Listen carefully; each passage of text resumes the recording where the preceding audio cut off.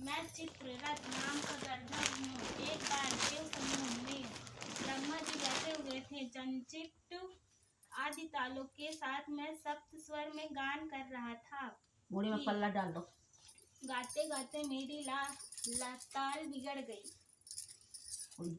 इस पर क्रोधित होकर ब्रह्मा जी ने मुझे सुअर होने का शाप दे दिया। फिर प्रार्थना करने पर उन्होंने कहा, तेरा उद्धार धर्मात्मा राजा मंगल सेन के हाथों से होगा। अतः मैं अधर्म योनि को छोड़कर अपने गंधर्व स्वरूप को प्राप्त हो गया हूँ। हे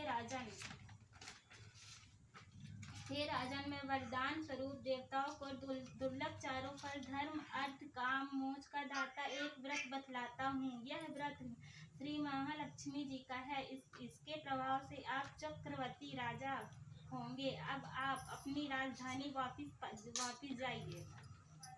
नारद जी बोले, हे इंद्र, इस प्रकार कह गंधर्व अंतर ध्यान हो गया। राजा मंगलसेन अपनी राजधानी को वापस लौटे कि मार्ग में उन्हें बगल में मृग चर्म लिए हुए एक ब्राह्मण पुत्र अपनी ओर आता नजर पड़ा।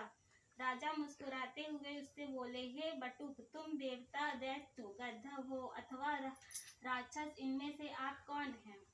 मुझे सच सच बता दे, जो आप इस घोर जंगल में आए हैं। यह सुन ब्राह्मण पुत्र राजा को आशीर्वाद देते हुए बोला, राजन, मैं आपके ही देश में पैदा हुआ हूँ और आपके साथ साथ ही यहाँ आया हूँ। अतः मुझे यथोचित आज्ञा दीजिए। भगवान श्री कृष्ण बोले, हे धर्मराज।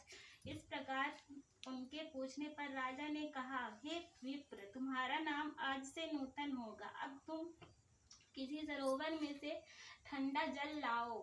राजा की आज्ञा पा वह नूतन राजा को एक सुंदर वृक्ष के नीचे बिठाकर आप घोड़े पर सवार हो जल की खोज में चल दिया। आगे चलकर उसने रंग बिरंगे पक्षी देखे। वह वहीं पर चल पड़ा। थोड़ी ही देर में वह सरोवर के पास पहुंच गया। यह सरोवर बहुत ही रमणीक था। ऐसा प्रतीत होता था कि यहाँ भगवान नारायण का ही निवास स्थान है। सुंदर सुंदर कमलों से सुशोभित